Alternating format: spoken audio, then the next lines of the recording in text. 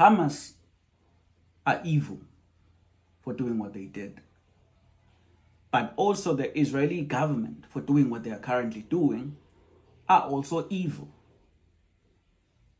Anyone who kills innocent people is evil.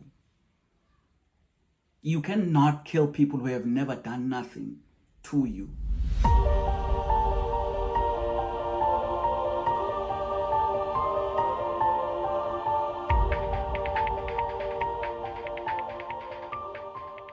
Welcome to the Regular Guy's Perspective. This is where we explore the intersections between war, faith, and pop culture.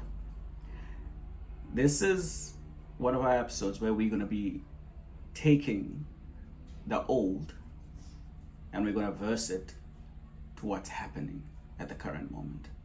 So old affairs versus current affairs. This is unscripted, so this is just going to be me speaking to you and you speaking to me via your comments.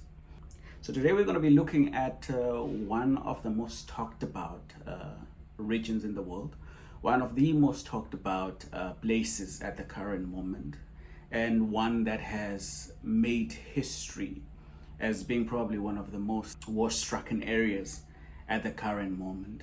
We're going to be speaking about its resilience, beautiful traditions, and then of course we're going to be speaking about its economical standing at the current moment. Of course, not forgetting how it's facing immense challenges at the current moment, and that of course is Gaza. So where does Gaza come from?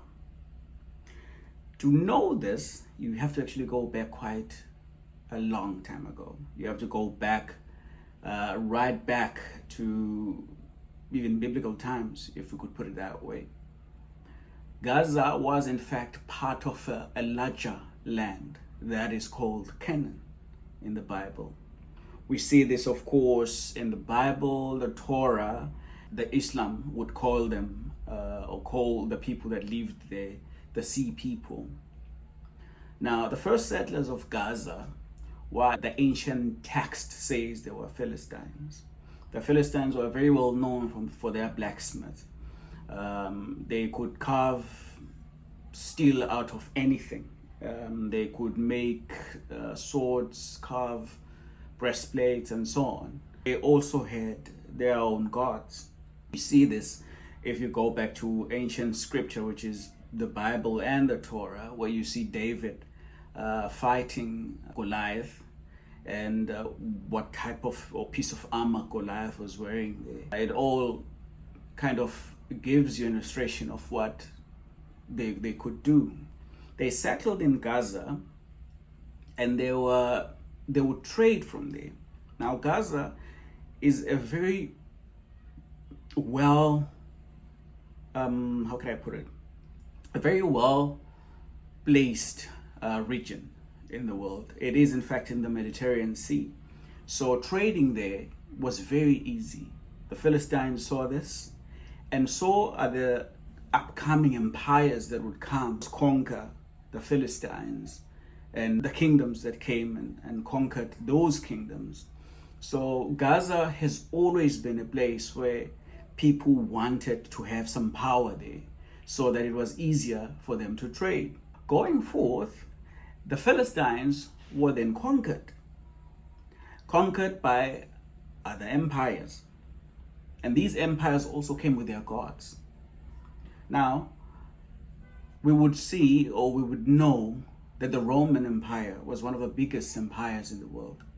They also came with their own gods. And their own gods, you would know, your Jupiter. And most of our planets are actually called, the planets in the solar system that we know are actually called by their gods' names.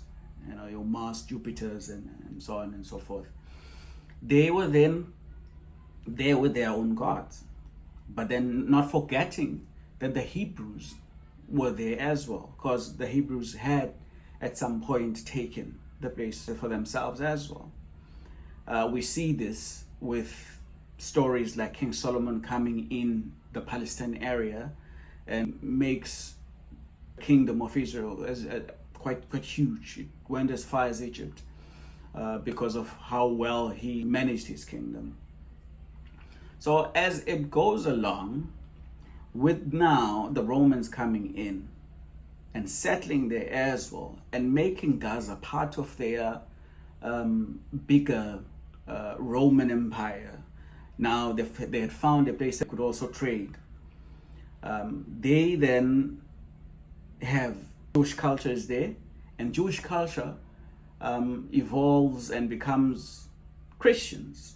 Perhaps it's wrong for me to say evolve because, well, everybody has their own religions, but the Jewish people are like now divided into two. There's Christians, there's Judaism, there's of course the Roman gods that are already there. Now, not forgetting that even though these cultures and these religions had come in, there was quite a lot still around them because the Arab world has always been big, and the early settlers around Gaza and around, of course, Palestine. We're going to get to where Palestine actually comes from as well. Maybe not in this episode, but it gets bigger, you know, as Gaza grows and people see how well the trading is and how well the economy of the place is and how well they are able to move places within its hubs and to move. It's a great place for agriculture as well. People are known for that, so they could always just move their stuff easily from the Mediterranean Sea. So as time went by, and it's taken on by the Romans, whom I've just mentioned, and they have their own gods. They have people who are already there with their own gods, and they have other people coming in as well from in and around the Middle East at that time. Many gods kind of flow in. So the Romans are also conquered. And this now takes us to like a Middle Age-ish type of history, whereby you see the Ottomans taking over, who are in fact Islam. They are very known for how big Islam is, because they actually come from the Turkish side or Turkish line. They come in with their own religious beliefs as well to how stuff is and how it should go. This is how we actually get to see how there's so many Muslims around that area as well. So when they take over, they then take over from, of course, the Roman Empire, and they're also now adding to the region's religious beliefs. After all of this has happened, many years later, the Ottomans are conquered by the British. Now we know also how the British Empire was also quite huge in and around the world. The Ottomans were actually taken out by the British and its allies. So it was when they lost their power within the southern side of Palestine, and of course the southern side of where they had taken over. So the British then renamed the place from the Ottomans, ruling. They then name it Palestine, which in actual fact, if you go and search around, I would like for you guys to, because like I said, this is just a regular guy's perspective. So you guys can actually also go into your the comment section and tell me what you found out, so we can have a discussion about it. But according to what I know, they come in, they take over. That's the British. They take over, and then the place is then given a name called Palestine. I forgot what the whole name was, but it's longer than just Palestine. Then it becomes also their hub. but then they fail to actually rule it as well, because now of all the different religions, all the different gods that are now supposedly there, the British then withdraw from the place. This is straight after World War One. They would then withdraw from the place. They withdraw from Gaza, they withdraw from Palestine. And they withdraw because they are conquered by the Zionist forces, which then in turn want the whole place, including Gaza, to be called Israel. They are now fighting for that. When they take over, and the Zionist forces take over, the place on its own now is in turmoil. There's wars, because there's people that have been there for a very long time. And when the Zionist forces take it over, they name the state Israel. Now remember, there's quite a lot of people that have lived there. As I've mentioned before, there's Romans that have been there, there's Ottomans that have been there, and before then there were Philistines, and so on and so forth. So the blood on its own, the bloodline that's been around, in and around the actual land, has been quite different. So quite a lot of people have called this place their home. Now, it becomes so much more difficult that wars struck the place. Many different wars. To name a few, there was the Arab War, which brought the Nakba, which was the catastrophe, which then gets quite a lot of Arab people and a lot of Palestinians displaced. They then leave the land, including Gaza, which becomes quite a difficult thing for them to do. The displacement saw at least about 700,000 families being displaced. There's families there that at this current moment can't trace back their bloodlines because of that. Let's move along. So a displacement happens, and the state becomes more Jewish than it is any other religion or way of life. It becomes more Jewish. It becomes more sovereign. Now, it then, if I could put it, it's then divided. There's now the state of Israel, which is literally right in between a state which has never been formally given that opportunity, a state of Palestine. You get the West Bank, and you get Gaza, the strip of Gaza. After all the wars that now happen there, there's a brink of hope, because the people are very resilient.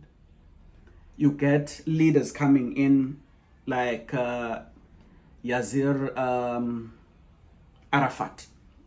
Yasser Arafat was looked at by the Israelis at some point as a terrorist, and you'd get why they would call him a terrorist at that time, because he was also quite an extremist at some point. But he then saw how his people were dying because of the conflict between Israel and Palestine. This is now a more recent history. Saw this, and then he changes his mind and he says, okay, because of the fact that a lot of countries in the UN are saying a two-state solution would be best, he then goes and says a two-state solution is best. But with all this happening, they then go to Oslo. Oslo is a city in,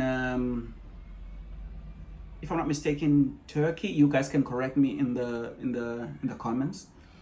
They then go there, and the Oslo Accord comes into place. This is now in 93. The Oslo Accord then says the two sides will need to take some time and cease fire so that peace can be, the main thing. They can speak of how the land itself can become a two-state solution. Well, there's a two-state solution can come into place. Unfortunately, while the ceasefire and the peace is being put on the table, in and around Palestine, there were still unlawful people, or rather unlawful things being done. You know what I mean? The state of Israel did not stop taking some land. And now the Oslo Accord also did not state on whether these, on how the former Palestinians that had been displaced, the former Palestinians that had been displaced, of how do they come back now to their land, and how is it going to be given back to them, which you get to that. The state of Israel then becomes very, very strict on its foreign policies, obviously, and it then gets allies. Allies like the US come into place, which is even currently the biggest ally that the Israelis have is in fact the US, and the US as well. They are very public, and they are very known to always say their biggest allies is of course Israel. So with this now happening, though peace was being tried, because of the fact that there were things that did not show any peace at all to the people of Palestine. There were things that did not give them their right of way to their land. It becomes even more difficult. Now, tragedy even strikes more when Yasser Arafat dies. Yasser Arafat dies, and his reason for death is very suspicious. It looks as though he's been poisoned. And it looked as though he was being poisoned while trying to speak peace. He becomes the Palestinians' first martyr, so to say. They really regard him as their martyr, as he died trying to find a way to bring peace. Now, when Yasser dies, the state of Palestine is also ripped apart. Now, remembering that him being the state president, he was the president of the PLO, which is Palestine Liberation Organization. So even though the Palestine has never actually been formally put down as a state, as even today they're actually still trying to get into the UN. When this now happens, powers like Hamas come in, and Hamas now takes over Gaza. Gaza is now taken over by Hamas, which Hamas are extremists. They want what they want, and they want it now, and they don't care how they get it. Hence today the world sees Hamas as terrorists, because they also went into Israel and killed quite a lot of Israelis. And the recent one would be the 7th of October 2023, which kind of made things even worse than they would have. About 1,300 people died. 1,000 Israelis died because of what Hamas did. So when Hamas comes in and takes over Gaza, the West Bank is also taken over by its own leadership, which now gives you like a divided Palestine. Now, a divided Palestine in everything. The other side is a bit more onto the peaceful side, and the other side is just ravaging. It's we need our land back and we want it and we'll take it type of Palestine, which is Gaza. So when this now happens, it gets us to where we are at this current moment. The seventh have put us where we are at this current moment. At this current moment, as I speak to you, there are no universities in Gaza. The children of Gaza haven't been to school in over 6 months. There's no clean water. There's no aid that comes in and survives. When I last checked, about 400 people who have come in to help had already died. Reason being, the Israeli army says when it says the Hamas soldiers use people as their shield. Now, we can argue about that and say whatever we want to say, but when there's more displacement, when there's more families being torn apart, it becomes even more painful. The displacements that have happened at the current moment in Gaza have seen kids dying because of obviously broken hearts, some because they haven't had anything to eat in many days. Families just striking over as it's really, really bad. That's why I'm coming to you as somebody who's viewing this video to say, have a perspective as well. Do something. If it's not to support some of the organizations that are already on the ground, help somehow, speak to the world. Let the world know that there are people whom their human rights to live have been taken away from them. No matter how we may look at what's currently happening in Gaza, there's no human life that is worth being taken in such a gruesome way. Hamas are evil for doing what they did, but also the Israeli government for doing what they are currently doing are also evil. Anyone who kills innocent people is evil. You cannot kill people who have never done nothing to you, but love themselves and love the people they are with. Become dust. There are no hospitals. There are no places of worship. Their infrastructure is absolutely nothing at the moment.